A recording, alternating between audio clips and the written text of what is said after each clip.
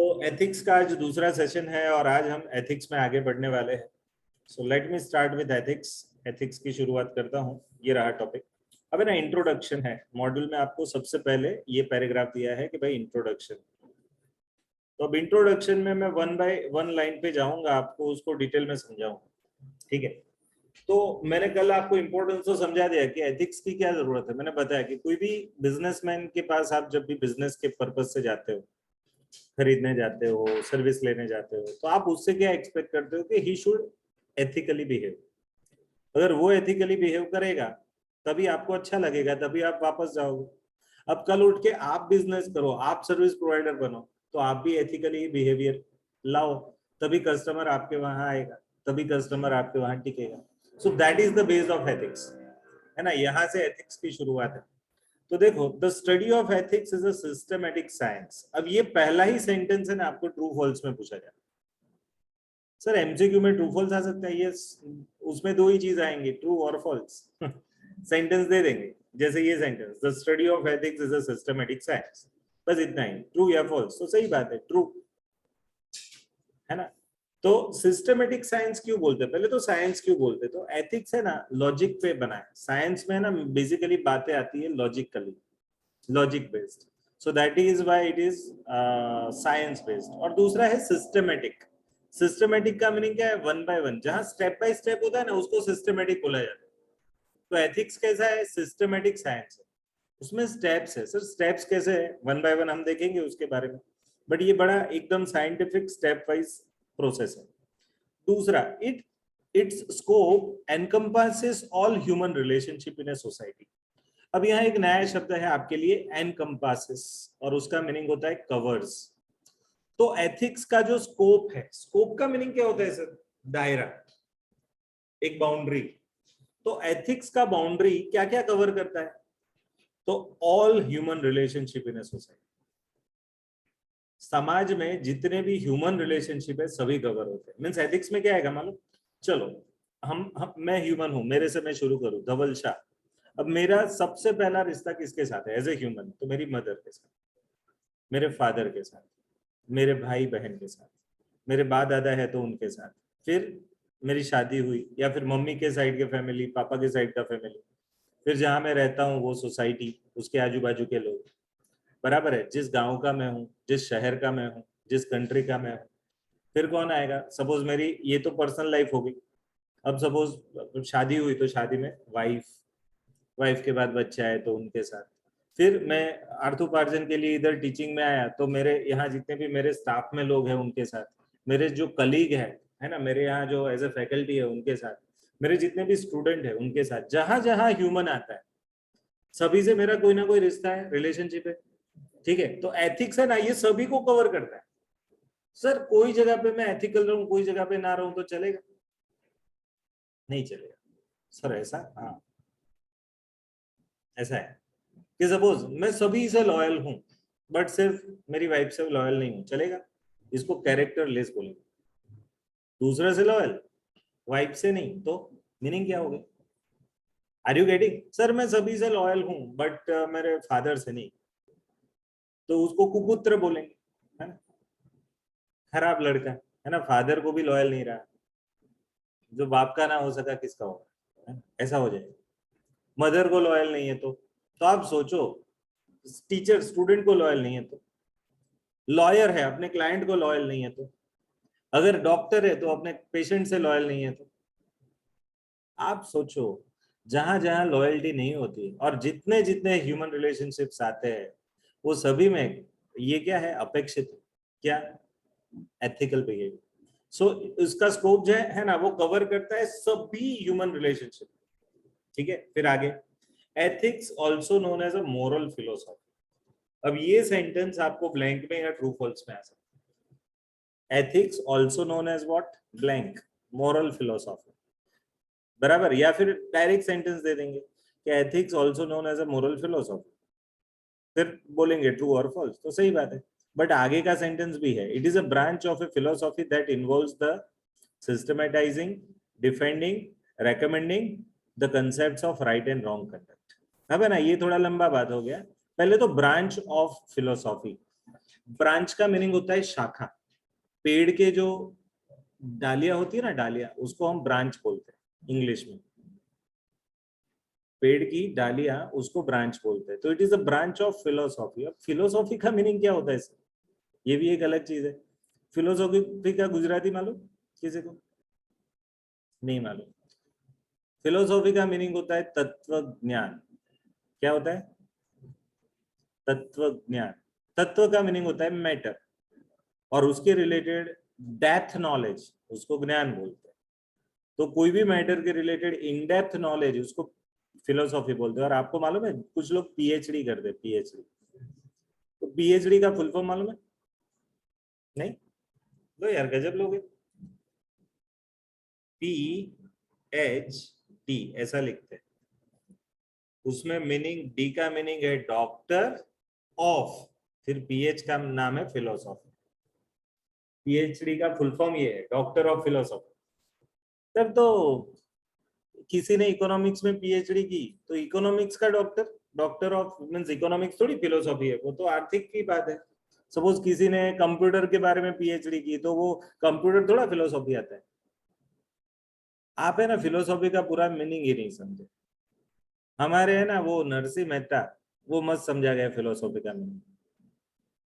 मालूम उन्होंने बताया, जीव जगत अने जगदीश। क्या बोलते हैं? जीव जगत एंड जगदीश।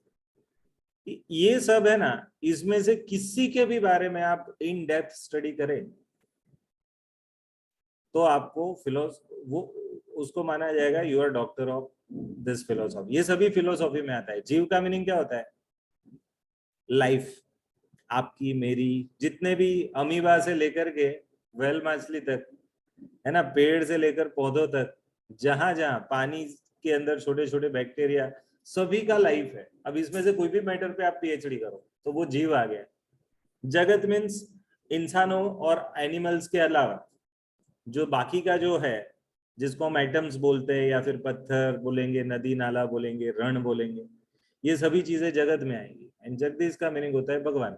मीन्स जो भी आपकी स्पिरिचुअल श्रद्धा केंद्र है, जहां आप मानते हो, जो भी रिलीजन में मानोगे, जो भी किसी में भी मानेगा, तो वो क्या है? जगदीश।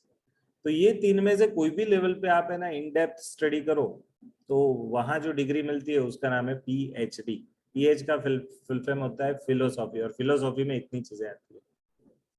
तो आप है ना ऐसा मत मानो कि सर कंप्यूटर, कंप्यूटर क्या किस में आएगा? जगत में आएगा।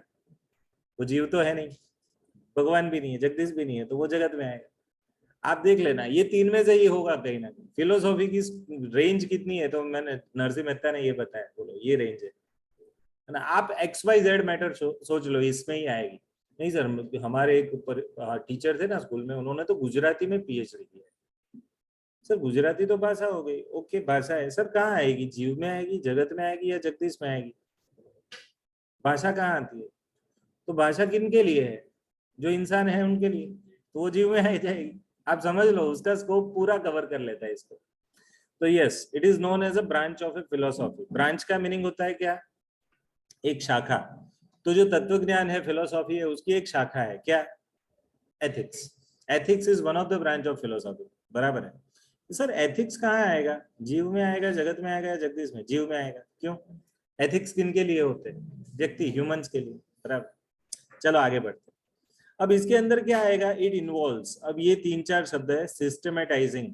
सिस्टमेटाइजिंग का मीनिंग क्या होता है? सिस्टमेटिक, है ना, आयोजनबद्ध। ठीक है। दूसरा है डिफेंडिंग। डिफेंड करना मीन्स क्या करना? बचाओ, बचाओ, बचाव करो। डिफेंड का मीनिंग ये होता है। एंड तीसरा है रेकमेंडिंग। रेकमेंड मीन्स क्या करना? किसी को सजेस्ट करना, सजेस्ट करना कि ये करो, है ना, ये होटल में जाओ, मस्त खाना आता है, ये रेकमेंडेशन हो गया। ठीक है। ये स्कूल में चले जाओ, ये स्कूल बहुत अच्छी है। ये क्लासेस में चले जाओ, ये क्लासेस बहुत अच्छे है। ये जो है ना recommendation. Are you getting? Recommendation का मीनिंग क्या होता है? अपने तरफ से सुझाव देना, किसी को सलाह देना कि तू ये कर, इसको रेकमेंडेशन बोलते हैं। तो ये तीन चीजें हैं, सिस्टमेटाइजिंग, डिफेंडिंग एंड रेकमेंडिंग। बट ये तीन किसके लिए? Concept of right and wrong. तो ऐसा समझ लो, एक कंसेप्ट है राइट, एक कंसेप्ट है रॉन्ग। ये राइट और रॉन्ग के कंसेप्ट्स के बारे में ये 3 शब्द है, इसको सिस्टमाइज करो, दूसरा क्या करो, डिफाइंड करो, एंड तीसरा क्या करो, रेकमेंड करो। बराबर, ये इसको हम क्या बोलेंगे, एथिक्स बोलेंगे। एथिक्स में ना आप है ना, क्या सही है क्या गलत है वो आपका मेन चीज है। एथिकल बंदा है ना, उसको मालूम पड़ता है कि क्या सही करना है क्या गलत है, बराबर है। और उसके लिए वो सिस्टमेटिक नियम बनाएगा, जो एथिकल चीजें है उसको डिफेंड करेगा, एंड वो एथिकल बिहेवियर को फॉलो करने के लिए वो रेकमेंड करेगा, सलाह देगा कि आप ऐसा करो। तो that is why it is covered.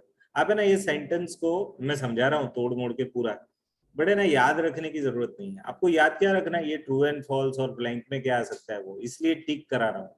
तो जहां जहां टिक किया है, जहां ट्रू एंड फॉल्स वगैरह ब्लैंक वगैरह लिखा है, आप भी अपने साथ साथ लिखते जाना। चलो आगे। और जिनके पास अभी मॉड्यूल नहीं आया है, सर हमारा तो रजिस्ट्रेशन ही बाकी है, तो भाई आप फोटो खींच लो इसका, कौन रोक रहा है आप, है ना। इधर से खींच सकते हो, आप घर पे बैठे हो तो आप स्क्रीनशॉट ले सकते हो, कोई प्रॉब्लम नहीं। चलो आगे।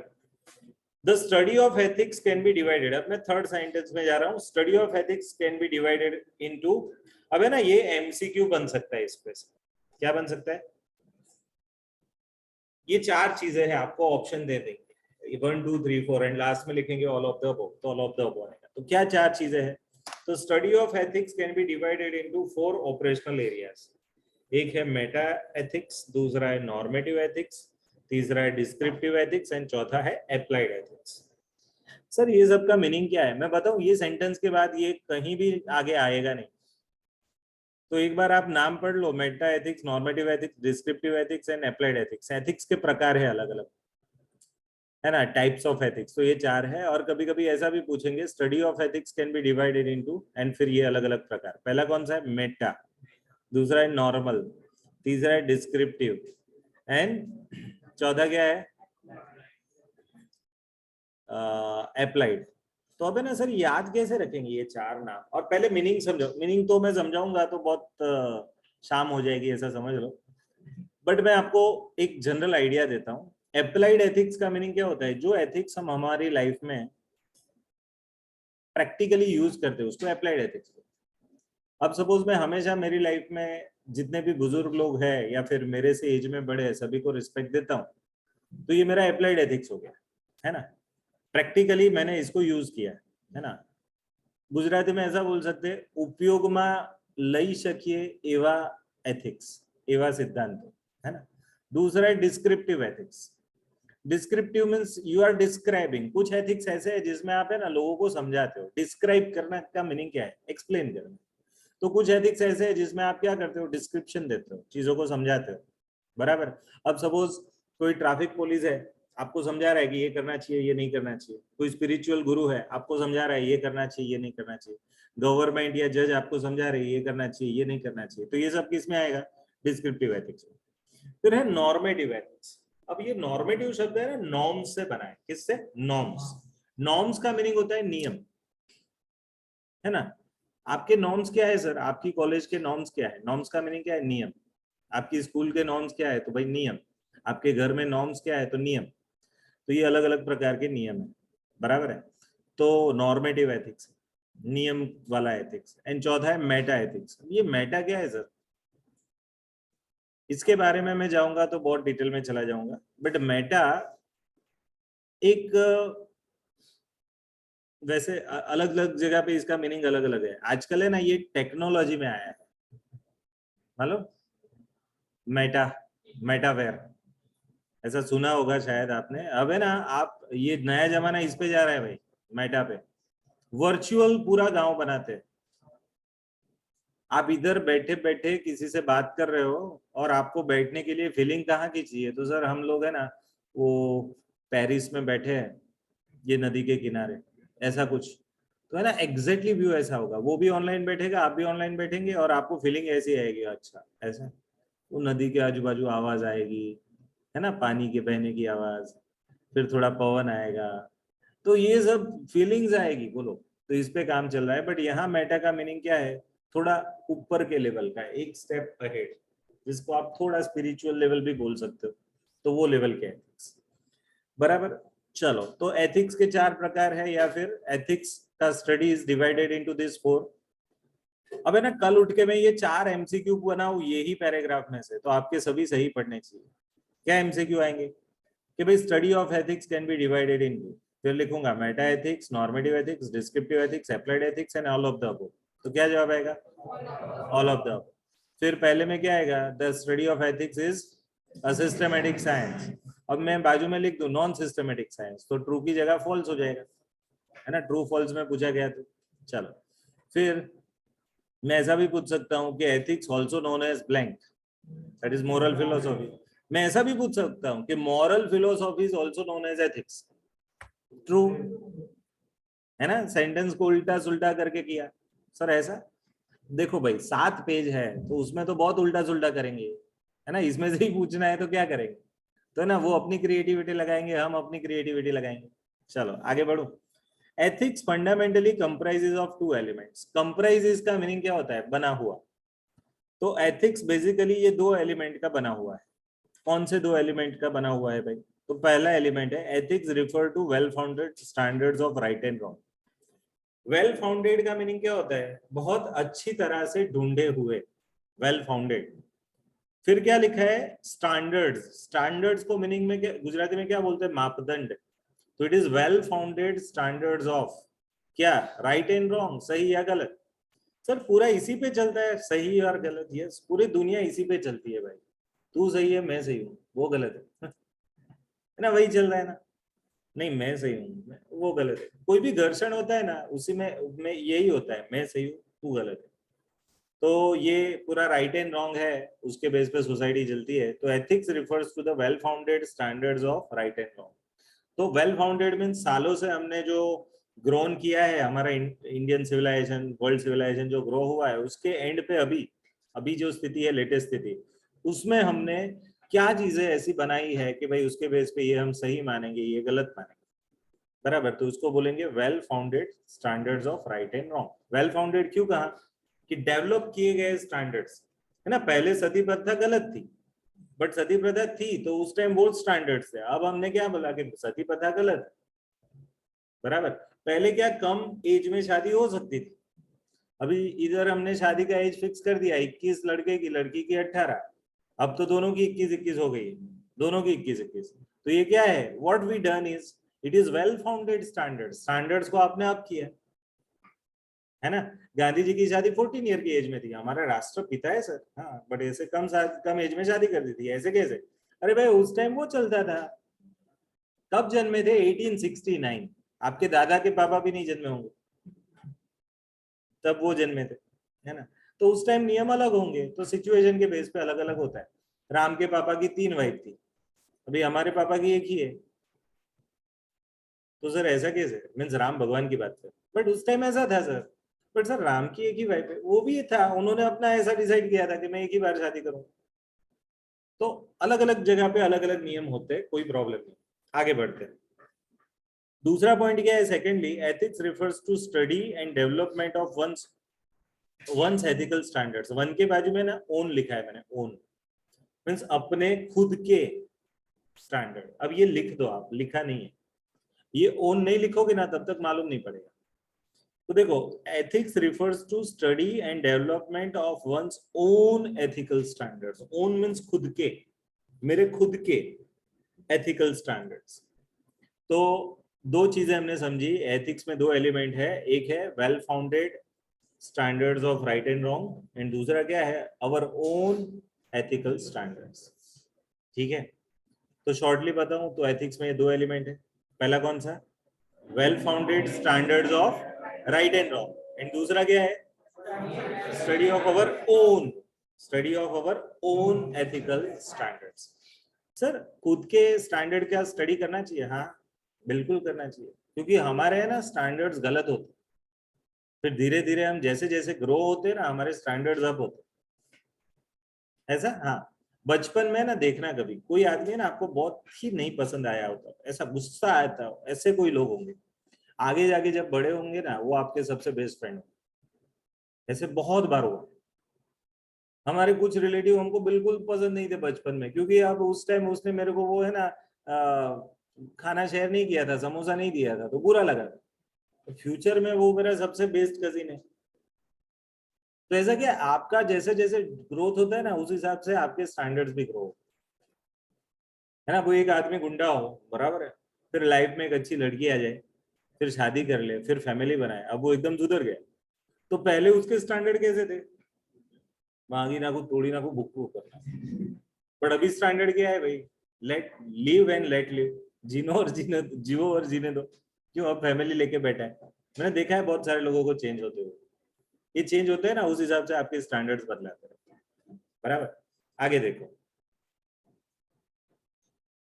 एथिक्स वर्सेस मोरल्स, इसकी बात हमने कल शुरू की थी, आज थोड़ी उसके बारे में और बढ़ेंगे। तो है ना, हम गुजराती में एक शब्द समझते हैं, एक वचन एंड बहुवचन, ऐसा मालूम आपको? यस, इंग्लिश में उसको सिंगुलर एंड प्लूरल बोलते हैं।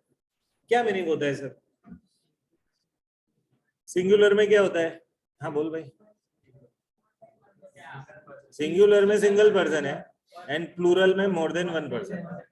मैं केक कापी, आई कट द केक, उसमें आई जो है वो सिंगुलर है, and we cut the cake, तो वी जो हो गया प्लूरल हो गया। अबे ना, दोनों का डिफरेंस क्या है मालूम? जब हमने शुरू शुरू में इंग्लिश सीखा होगा ना, तो पीछे एस लगा दो, प्लूरल हो जाता है।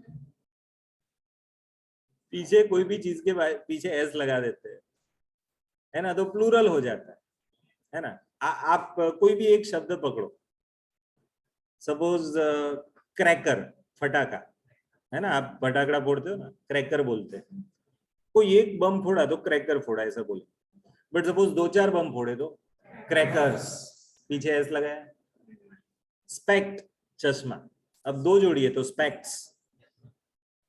आई, आंख, आईज, बराबर है। तो ऐसा हम बोलते हैं कि नहीं? अब ये जो मैं बोल रहा हूँ ना, पीछे एस लगता है तो प्लूरल हो जाता है, तो ऐसा ही है ना, थोड़ा कंफ्यूजन है। सर एथिक्स में भी पीछे एस लगता है, देखो ये रहा। मोरल में भी पीछे एस लगता है, तो सर ये प्लूरल वर्ड है, बहुवचन है। अब है ना, देखो कुछ बुद्धिशाली लोगों ने ये बात में सोचना चालू कर दिया कि सर एथिक्स तो प्लूरल की बात है, तो इंडिविजुअल कैसे आई? अब हम, आपने तो ऐसा पढ़ा है, एथिक्स तो इंडिविजुअल होते हैं, तो पीछे एस क्यों लगाया? है ना, मेरे से आप है ना ग्रामर वामर पढ़ने नहीं आया इधर, है लॉ एंड एथिक्स पढ़ने आए, तो इधर भी उन्होंने क्लैरिटी कर दी। Let us first try to analyse the key terms ethics and morals. देखो लाइन पढ़ो, मैं पढ़ता हूँ। Note that the linguistic use of the term, linguistic का मीनिंग क्या होता है? लैंग्वेज रिलेटेड, भाषा रिलेटेड। मैं ऐसा बोल सकता हूँ, भाषाकीय उपयोग, linguistic use. Linguistic means language पर से आया हुआ है ये शब्द, लैंग्वेज का मीनिंग होता है भाषा। तो linguistic use of the term, भाषा की उपयोग ऑफ दिस टर्म क्या है? They seems as if they are in a plural form. Means हमको भाषा की दृष्टि से देखे तो एथिक्स एंड मोरल्स दोनों है ना, हमको प्लूरल शब्द दिखते हैं। प्लूरल का मीनिंग क्या होता है? बहुवचन। Okay, just like economics. अब इकोनॉमिक्स भी देखो पीछे एस है, इकोनॉमिक की जगह इकोनॉमिक्स। ऐसा सिमिलरली पॉलिटिक्स में भी ऐसे, politic, politics, political leader, politics, S लगा दिया। But we treat them as a singular, but सच में इकोनॉमिक्स मींस अर्थशास्त्रों, ऐसा बोलते हैं, या अर्थशास्त्र बोलते हैं, अर्थशास्त्र। बट सर पीछे एस लगा, बट भाई भले एस लगा है, बट है ना वो प्लूरल नहीं है, वो सिंगुलर है, समझ लो। Are you getting? तो भाषा की दृष्टि से क्लैरिटी करनी है कि ये इस दोनों शब्द के पीछे एस लगा है, बट वो प्लूरल वर्ड नहीं है, वो सिंगुलर है। तो ये पूरी 3 लाइन का है ना समरी है कि एथिक्स एंड मोरल्स भले पीछे एस लगा है, बट भाषा की दृष्टि से ये प्लूरल नहीं है, सिंगुलर है। बस इतना ही है, ये 3 लाइन का कंक्लूजन। फिर आगे, there is nothing wrong in such usage. And sorry, आगे है ना ये पूछा जाता है, ये आप जरा टिक करना, ट्रू एंड फॉल्स में क्या? Generally ethics and morals are used as synonymous. है ना, मेरे को ऐसा लगता है थोड़ा इंग्लिश पढ़ाने बैठा हुआ है ना, सिनोनिम, समानार्थी। लो, उससे पहले लैंग्विस्टिक, है ना, सिंगुलर, प्लूरल, क्या क्या समझा रहा हूँ, मेरे को ऐसा लगता है कॉस्ट अकाउंटेंट हूँ या इंग्लिश का टीचर हूँ, ऐसा लग रहा है। बट अब देखो है, पूछ रखा है और 1-2 मार्क्स मिल सकते हैं, तो डिस्कस कर लेने में क्या जाता है। तो देखो, generally ethics and morals are used as synonyms. Synonym का मीनिंग होता है समानार्थी शब्द। तो बहुत जगह पे एथिक्स की जगह मॉरल एंड मॉरल की जगह एथिक्स यूज कर लेते हो। इसके मॉरल्स बहुत अच्छे हैं। अब व्यक्ति के मॉरल्स नहीं होते, व्यक्ति का एथिक्स होता है। बट हमने बोल दिया कि भाई उसके मॉरल बहुत अच्छे हैं, तो अच्छे है भाई। क्यों? क्योंकि हम इंटरचेंजेबली यूज करते हैं, दोनों को सेम मानते हैं कि मॉरल एंड एथिक्स में। अभी 2 दिन से हम डिस्कस कर रहे हैं, उससे पहले आपको मालूम था ये दोनों में डिफरेंस है? बराबर। अभी हम कर रहे हैं, डिफरेंस तो समझ में आ रहा है, बाकी पहले तो मालूम नहीं था। तो सही है, यूसेज में ऐसा ही है, लोग है ना इंटरचेंजेबली यूज करते हैं। There is nothing wrong in such usage. अगर ये ऐसा अलग अलग यूज करे मीन सेम यूज करे तो कोई फर्क भी नहीं है। For after all the meaning of all words depend upon their common usage. Ultimately कोई भी शब्द का अर्थ उसके कॉमन यूसेज के बेस पे डिपेंड करता है। मैं एक उदाहरण देता हूँ जिससे आइडिया आएगा आपको। अब मैं जरा ऐसा बोलूं कि यार खतरनाक क्वेश्चन है, तो आप क्या समझोगे? खतरनाक का मीनिंग क्या समझोगे? कि भाई बहुत ज्यादा लॉजिक वाला होगा, पढ़ने में थोड़ा टफ होगा, है ना, याद रखने में टफ होगा, या फिर बहुत बड़ी चीजें उसके अंदर, बहुत गर्भित अर्थ होंगे इसके, ऐसा मानते हो ना खतरनाक कंसेप्ट का मीनिंग, खतरनाक पैराग्राफ या खतरनाक क्वेश्चन। बट खतरनाक का रियल मीनिंग क्या है? विकी में चले जाओ, विकीपीडिया, और खतरनाक मीन्स डेंजरस। तो डेंजरस का मीनिंग निकालोगे ना तो विच कैन इंजर्स योर बॉडी, है ना, ये ऐसा मीनिंग आएगा। अब इसमें क्वेश्चन तेरी बॉडी इंजरी करेगा नहीं, बट सर मैंने यूज कर लिया तो क्या, वो है ना सिस्टम के हिसाब से समझना है। खतरनाक शब्द का मीनिंग क्या है? हमारे गुजराती में क्या है ना, अलंकार आते थे पहले, और उसमें ना व्याज स्तुति करके अलंकार था। रमेश भाई तो इतला बहादुर उंदर जोईने नाठा। अब क्या मीनिंग समझे आप? उसका वखान किया या निंदा किया? निंदा किया, बट है ना वखान के स्वरूप में निंदा। इतला बहादुर, बहादुर, बट बाद में क्या हमने जॉब कर दिया उसका, है ना, उंदर जोईने नाठो, ऐसा। तो अब ये क्या हो गया? तो अब आपको क्या समझोगे इसको? सपोज इसका मैं ट्रांसलेशन कर दूं कि रमेश भाई is such brave that he run away after watching उंदर मींस माइस। तो अब ये क्या समझोगे आप? कोई इंग्लिश वाला इसका ट्रांसलेशन करके समझ पाएगा? नहीं, उसको गुजराती में इसको व्यासस्तुति अलंकार बोलते हैं, और ये एक यूसेज है, सालों से ऐसी प्रैक्टिस की जाती है इंडिया में। ऐसा पहले समझाना पड़ेगा, फिर ट्रांसलेशन का मीनिंग समझाना पड़ेगा। Are you getting? बाकी तो वो कुछ उल्टा समझेगा, ये कुछ फंडामेंटली गलत लिखा है। कुछ गलत नहीं है भाई, एक सिस्टम है। कुछ लोगों की नहीं पैसिव वॉइस में बात करने की आदत होती है, सीधे सीधे आपसे बात ही नहीं करेंगे, है ना। हमारे घरों में ऐसा बहुत होता है ना, मैरिड लाइफ में ऐसा बहुत होता है, वाइफ को हस्बैंड पे गुस्सा है, बट अब कैसे सुनाने का उसको, है ना। तो वाइफ क्या करेगी? लड़कों के सामने मीन्स मेरे बच्चों के सामने या फिर मेरी मम्मी पापा के सामने, मम्मी तुम्हारा छोकरो वो बगड़ी गयो। अब मेरे को तो नहीं बोलेंगे कि तू बिगड़ गया है भाई, बट मम्मी को बोलेंगे તારા પપ્પા આવે છે ને બહુ સારા નથી રહ્યા, है ना, હવે लेट आवे છે, मोड़ा मोड़ा आवे છે, ऐसा बच्चों को बोलेगी मेरी वाइफ। अब क्या वो क्या मेरे सामने बोलेगी? मीन्स मेरे को डायरेक्ट नहीं बोल रही है, बट सुना रही है किसी को बोल के। ये क्या हो गया? पैसिव वॉइस है ना, सीधा सीधा नहीं बोल सकते, बट ऐसा है। मेरे को क्या समझाना है कि अल्टीमेटली आपको जो जो सेंटेंस या जो भी ये मीनिंग है समझ में आ जाना चाहिए। मैं एथिक्स बोलूं या मोरल बोलूं, मेरे को समझाना क्या है कि भाई इसकी कुछ बातें बहुत अच्छी है, इसका एथिकल, ये एथिकल आदमी है, अच्छा आदमी है, इसके मॉरल्स बहुत स्ट्रांग है, तो सेम मीनिंग निकलेगा। आप समझ रहे हो? तो अल्टीमेटली क्या लिखा है? For after all the meaning of all words depend upon their common usage. However in a formal study का मीनिंग होता है सामान्य अभ्यास। We need to understand the meaning of the terms in a qualified way so that to make our subjects of study precise and well defined. So formal study में तो हमको इसके पूरे शब्द समझने पड़ेंगे, जिससे हमारा स्टडी कैसा हो जाएगा? प्रिसाइज हो जाएगा। प्रिसाइज का मीनिंग क्या? एकदम समराइज्ड, उसको प्रिसाइज बोलते हैं। समराइज मीन्स कैसा? एकदम से कंडेंस्ड किया गया।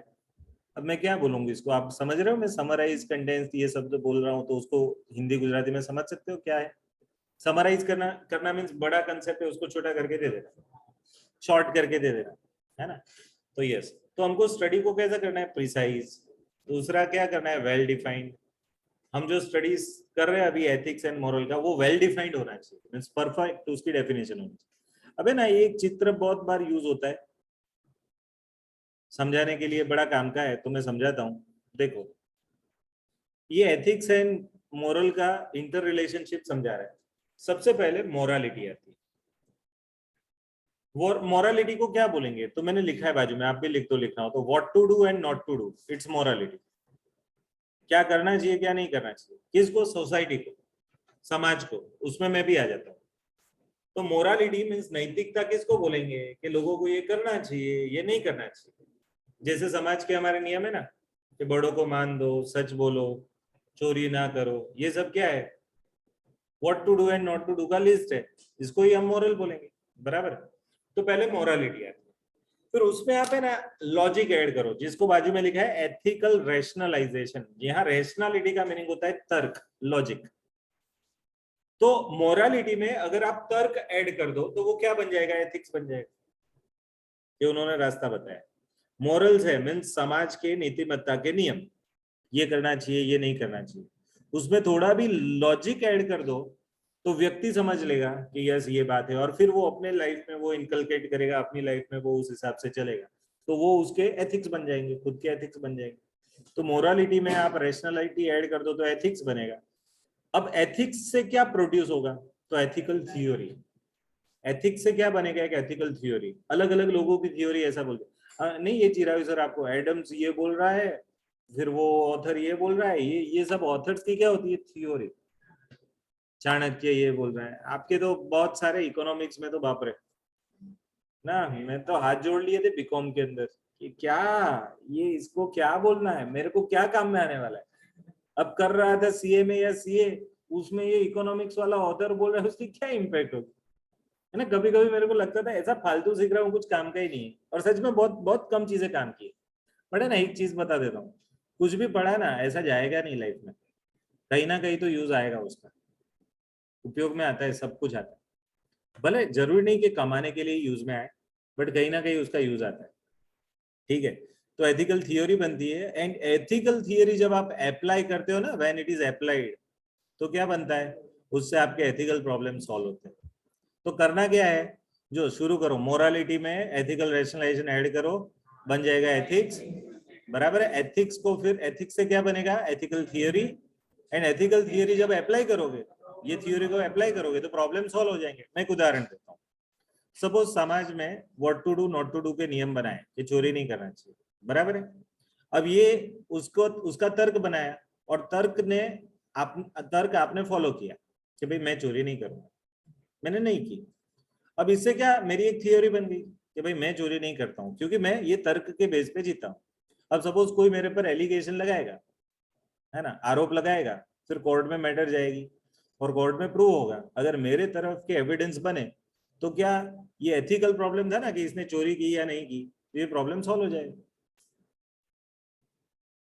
मैं एक उदाहरण देता हूँ। एक बार अकबर बिरबल के जोक है, वार्ता है, बहुत सारी मोरालिटी एक्सप्लेन करती है। मैं बताऊं, ये अकबर बिरबल है, विक्रम वेताल है, फिर हमारे ससलू एंड ये सब की वार्ता है, पंचतंत्र की वार्ता है, ये सभी है ना, आपको ये एथिक्स सिखाने के लिए, मोरालिटी सिखाने के लिए, है ना। वो नहीं, कबूतर की एक स्टोरी पढ़ी थी, छोटे बच्चे होंगे तब। एक कबूतर था, फिर एक शिकारी आया, फिर उसने जाल बिछाई, फिर क्या सब कबूतर आए, फिर सभी एक जाल लेके उड़ गए, संघ शक्ति की बात करी। किसकी बात करी, यूनिटी इज स्ट्रेंथ। अब ये कहाँ से सीखा सर, ये स्टोरी में से, अब ये कबूतर और इसकी स्टोरी में से आप ये सीख रहे हो, हाँ सीख रहे हो। तो ये सब स्टोरीज क्यों बनाते हैं, उससे आप मॉरल सीखोगे। अब आप समझो कि मॉरलिटी आपने डिसाइड कर दी, अब जज ने निर्णय लिया, अब जज भी निर्णय किसके बेस पे लेगा, यही लॉजिक के बेस पे लेगा कि भाई चोरी करनी चाहिए नहीं करनी चाहिए, और आपके प्रूफ जो एविडेंसेस है वो चेक करेगा, तो आपके एथिकल प्रॉब्लम सॉल्व हो जाएंगे। सो अल्टीमेटली मोरालिटी, उसमें एथिकल रेशनलाइजेशन ऐड करोगे तो बनेगा क्या, एथिक्स। एथिक्स को आप, एथिक्स से क्या बनेगा, ethical theory, and ethical theory अगर आप अप्लाई करोगे तो आपके एथिकल प्रॉब्लम सॉल्व हो। अब ये डिफरेंस तो हमने कल का पढ़ लिया है, एथिक्स एंड मॉरल का। अब हम इवोल्यूशन ऑफ एथिक्स की बात कर रहे हैं। इवोल्यूशन का मीनिंग होता है उत्क्रांति। उत्क्रांति का मीनिंग क्या है सर, डेवलपमेंट, ग्रोथ। उत्क्रांत होना मीन्स शुरू से मीन्स शुरुआत कैसे हुई यार, ये कंसेप्ट आगे कैसे बढ़ा?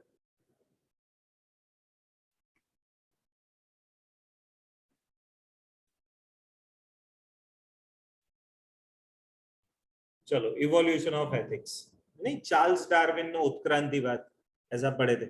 चार्ल्स डार्विन का इवोल्यूशन, थ्योरी ऑफ इवोल्यूशन, ऐसा पढ़े होंगे। तो ऐसा एथिक्स का कहां से कैसे बना ये सब? अब इसमें देखो, social conduct has evolved along with the evolution of society over hundreds of years. Simple sentence है, कुछ याद रखने की जरूरत नहीं। ऐसा सोचो, सोशल कंडक्ट मीन सामाजिक व्यवहार, कंडक्ट का मीनिंग क्या होता है? व्यवहार। तो सामाजिक व्यवहार इवोल्व हुआ, इवोल्व का मीनिंग होता है ग्रो हुआ, ग्रोथ हुआ, उसका डेवलपमेंट हुआ, along with the evolution of society। जैसे जैसे समाज का इवोल्यूशन हुआ, ग्रोथ हुआ, ऐसे ऐसे सोशल कंडक्ट्स का, सामाजिक व्यवहार का ग्रोथ हुआ। पहले जब अलग अलग रहते थे तब मालूम नहीं था कौन फादर कौन मदर, है ना। जब आदमी, आप सोचो, ग्रुप्स में रहते थे, टोले में रहता था, है ना, जंगली आदमी, उसको मालूम नहीं था कौन फादर कौन मदर। पर धीरे धीरे जब उसने एक फैमिली बनाया, एक अलग घर में रहने लगा, फिर पूरा एक फैमिली बना, ये फादर है, ये मदर है। तो जैसे जैसे सोसाइटी ग्रो हुई, ऐसे ऐसे सोशल कंडक्ट भी ग्रो हुई, बराबर। Over the 100 of years, means हजारों सालों में ये सब हुआ। The codes of conduct have been passed down from generation to generation, and there is a pattern to the evaluation of such code. अब यहाँ कोड का मीनिंग क्या होता है? कोड ऑफ कंडक्ट का मीनिंग क्या होता है? कोड ऑफ कंडक्ट का मीनिंग होता है कि आपको कैसा व्यवहार करना है। कोड ऑफ कंडक्ट का मीनिंग क्या होता है? आपके व्यवहार के नियम। मीन्स आपको मैं एक उदाहरण देता हूँ। अभी एक है ना, कोई फेसबुक पे कोई रील देख रहा था मैं, उसमें कोई ऐसी बात आई थी कि एक आईएएस ऑफिसर, उस पर कोई केस चल रहा था और कोर्ट में आया, जज के सामने खड़ा हुआ, और लॉयर ने बताया कि भाई ये आईएएस ऑफिसर है। तो जज ने सीधा पूछा कि आपने आपके कोड ऑफ कंडक्ट नहीं पढ़े? जब आईएएस ऑफिसर कोर्ट में आता है तो क्या पहन के आता है? अब वो नॉर्मल शर्ट पैंट पहन के आया। तो जज ने सीधा बोला, आपकी ट्रेनिंग होती है, उसमें सिखाया जाता है कि आईएएस ऑफिसर जब भी कोर्ट में आए ना तो पूरा क्या बोलते हैं, टाई बाई वगैरह पहन के आए। और ये कोड ऑफ कंडक्ट, आप स्कूल में जाते हो तो यूनिफॉर्म पहनना है कि नहीं होना? कोड ऑफ कंडक्ट, व्यवहार है।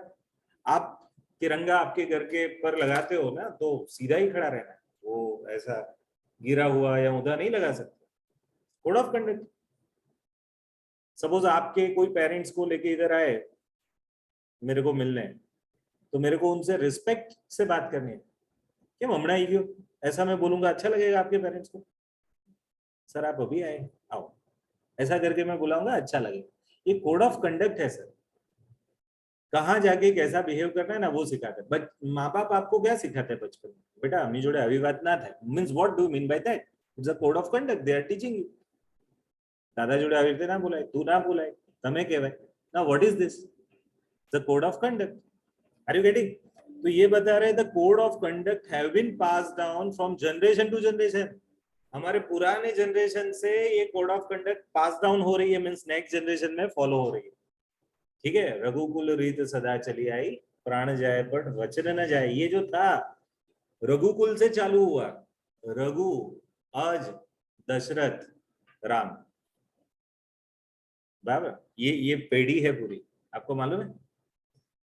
दिलीप, दिलीप से चालू होता है, दिलीप, रघु, अज, दशरथ और राम, 5 पेढ़ी।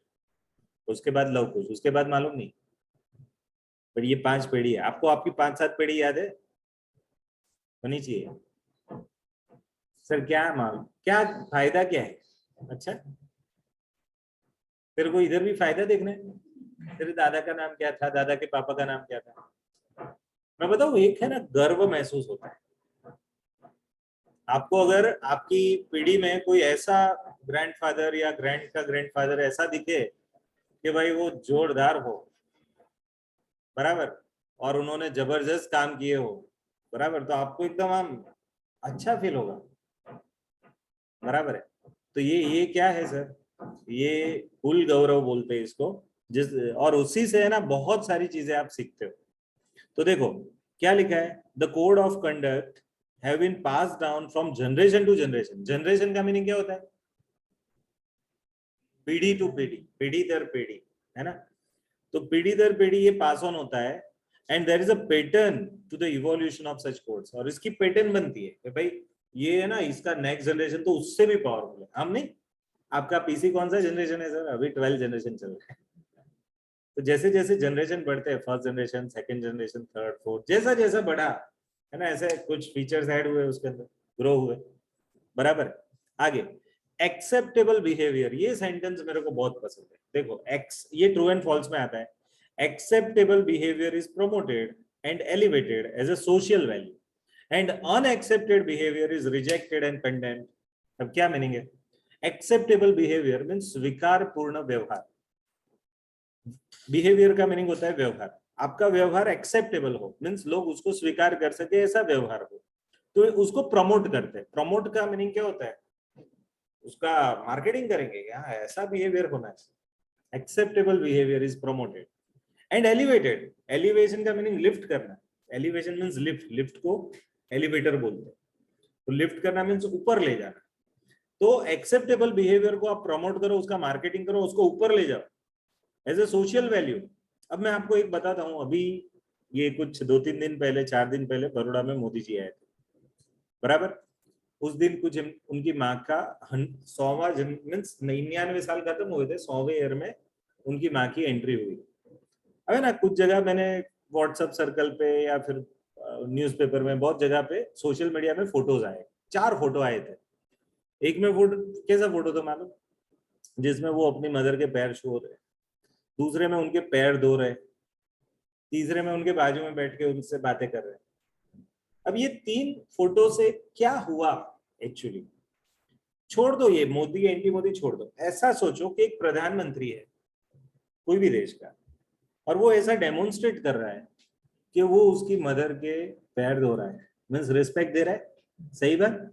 दूसरा क्या, उसके साथ बैठ रहा है, इतना बिजी है, बट है ना, मदर को उनकी बर्थडे को मिलने आया, बैठा, बातें की, उनके पैर धोए। क्या क्या मैसेज क्या जा रहा है?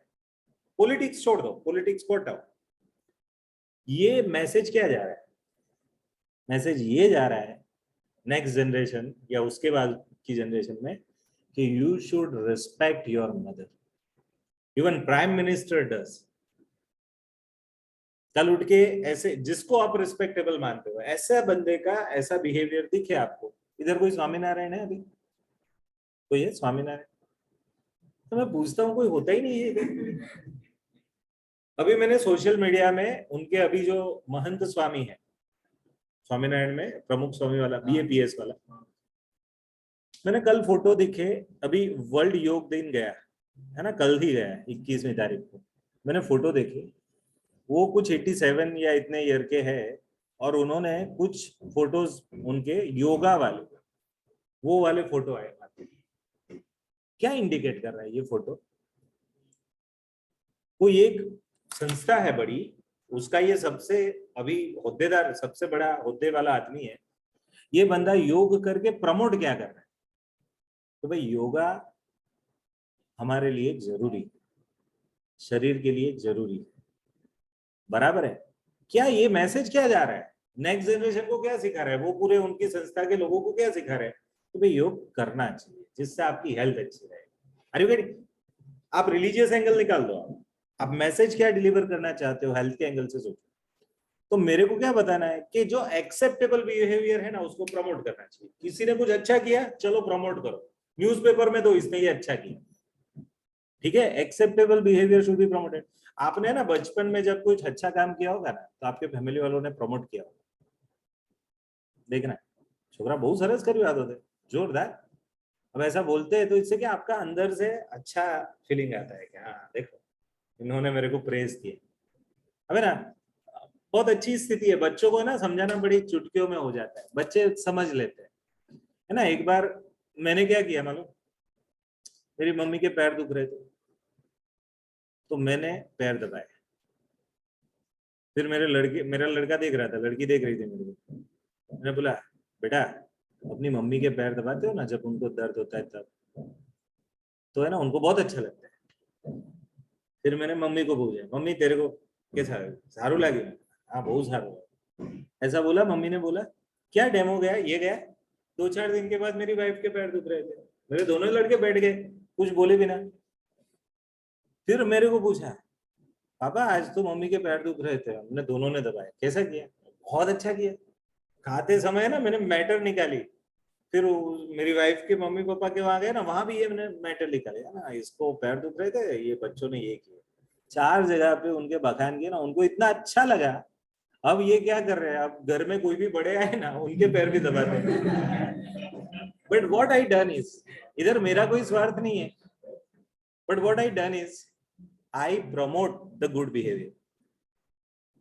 किसी ने अच्छा किया, प्रमोट किया, तो acceptable behaviour should be promoted. And आगे क्या लिखा है देखो, अनएक्सेप्टेबल बिहेवियर इज रिजेक्टेड। जिसको आप स्वीकार नहीं कर सकते ना, ऐसे बिहेवियर को रिजेक्ट करो एंड कंडेम्ड, विरोध करो उसका। किसी लड़के ने अपनी मां को लाफा मारा, ये बिहेवियर होगा तो क्या किया जाएगा? अनएक्सेप्टेबल। कोर्ट उसको सजा करेगा। ये मां को मारता है तू, जिसने तेरे को जन्म दिया, संभाला, बड़ा किया, है ना? फादर को ये करता है तो उसको क्या करना है? कंडेम्ड करना है, रिजेक्ट करना है, बराबर। तो यही चीज है, ट्रू एंड फॉल्स में आएगा। Acceptable behaviour should be promoted. अब प्रमोटेड की जगह रिजेक्टेड कर दूं तो फॉल्स सेंटेंस हो जाएगा। Acceptable behaviour should be promoted और रिजेक्टेड। प्रमोटेड, अगर रिजेक्टेड लिखूं तो रॉन्ग। ठीक है, तो ट्रू एंड फॉल्स के एंगल से देखिएगा। फिर आगे, अब देखो यहाँ जबरदस्त है। In ancient India, ancient means पुराना, प्राचीन भारत, there was no moral problem with the custom of sati. Custom का मीनिंग होता है परंपरा, तो there was no moral problem with this custom. ये परंपरा से कोई मॉरालिटी बेस्ड प्रॉब्लम नहीं था। पहले लोग सती होते थे और लोग होने देते थे, कोई प्रॉब्लम नहीं। मैं आपको प्रथा बताऊं ना, बहुत बुरा लगेगा। हुआ क्या था मालूम? एक लेडी अपने हस्बैंड को बहुत प्यार करती, अब उसको जस्ट ऐसा न्यूज मिला कि उसके हस्बैंड की डेथ हो गई। कोई गांव में थे, कोई सर काटा उसको, हस्बैंड मर गया। वाइफ ने सुना, वाइफ को इतना झटका लगा, शायद उस टाइम हम मेडिकल भाषा में बोले तो हार्ट अटैक आ चुका होगा, और वो मर गई, वो भी मर गई। समाज को लगा यार देख कितना लव है, इधर सुना कि ये नहीं रहा और इधर इसके प्राण चले गए। कितने एक दूसरे में वो लोग ओतप्रोत हो चुके होंगे, कितने एक दूसरे से प्यार करते होंगे, तो ऐसा हो गया। ठीक है, अब उसके बाद क्या हुआ? दूसरी एक लेडी का भी पति मर गया उसके बाद। तो फिर क्या हुआ? उसकी मौत नहीं आई, पर उसको बहुत बुरा लगा, यार देख ये लेडी थी, अपने पति को बहुत प्यार करती थी, मैं भी अपने पति को बहुत प्यार कर रही हूँ, बट अब यार मेरी मृत्यु नहीं आ रही है, मेरे को अटैक नहीं आ रहा है। फिर उसने सोचा कि नहीं, मैं इसके साथ सती प्रथा करती हूँ, मीन्स मैं भी उनके साथ जल जाती हूँ। तो उसने सामने से स्वीकारा, और फिर क्या किया, उस टाइम कुछ वनस्पति खिला देते थे, उससे वो क्या बेभान अवस्था में हो जाती थी। फिर वो लेडी को बिठाते थे, उसकी गोदी में उसके हस्बैंड का सर रखते थे, फिर आजू बाजू पूरे लकड़े लगा देते थे भारी, एंड फिर जलाते थे। मीन्स जो अग्निदाह बोलते ना, वो लेडी जिंदा है, बड़े ना शरीर में ऐसे वनस्पति डाले गए हैं जिसकी वजह से उसको वो जलन फील नहीं होती, जिसको आप क्या बोलते हैं कि कोई आदमी बेहोश हो गया और बेहोशी में जला दिया गया, ऐसा। ऐसे सती प्रथा चालू हुई। फिर तो क्या, बाल विवाह थे। अब कोई छोटी लड़की है 8 साल की, शादी करा दी, उसका 9 साल का पति है, मर गया सपोज कोई रीजन से, अब उसको भी वो बच्ची को जलाओगे? जलाते थे। सती प्रथा ये लेवल तक पहुंच गई। सो दैट इज वाई राजा राम मोहन राय ने विरोध किया। अब मेरे को बताओ ये sentence, acceptable behaviour should be promoted, बराबर है, but unacceptable behaviour should be what? Rejected and condemned. सही है, तो ये किया उन्होंने। देखो एंशिएंट इंडिया में प्रॉब्लम नहीं था सती में, क्योंकि समाज मानता था, सभी लोग मानते थे। बच्ची को भी बचपन से यही सिखाया जाए, पति के बिना जीवन नहीं, पति गया तेरे को भी मरना है। तो लड़की को भी प्रॉब्लम नहीं था जलने में, छोटी लड़की को भी, बराबर। बट कोई डेवलप्ड लोग आए और फिर उन्होंने विरोध किया। तो देखो, immolating the wife on the funeral pyre of the deceased husband, means इसका मीनिंग क्या होता है? लेडी को जलाते हैं अपने पति की मृत्यु के समय पे, बराबर है। इमोलेटिंग द वाइफ का मीनिंग जलाना, on the funeral, funeral means अंतिम क्रिया, फ्यूनरल प्रायर मींस अंतिम क्रिया of the deceased husband. Deceased का मीनिंग होता है मरा हुआ। तो मरे हुए पति के अग्नि संस्कार के टाइम पे सती मींस लेडी को भी जलाते हैं। But society has evolved humanly, later on समाज ह्यूमन बना, ज्यादा डेवलप्ड हुआ, and has condemned the act, ये एक्ट को उन्होंने कंडेम्ड किया, विरोध किया, एज अनएक्सेप्टेबल एंड मोरली रिप्रेहेंसिबल। रेप्रेहेंसिबल का मीनिंग होता है विरोध के योग्य, रेप्रेहेंसिबल का मीनिंग क्या होता है? विरोध के योग्य। तो हमने ऐसा किया, ठीक है। अब यहां से आगे का जो है ना, मैंने एक पैराग्राफ ये इवोल्यूशन ऑफ एथिक्स का समझाया, 5 लाइन थी, आगे का भी है, समझाऊंगा धीरे करके, बराबर। बट अभी मैं सेशन को, आज के सेशन को एंड करता हूं।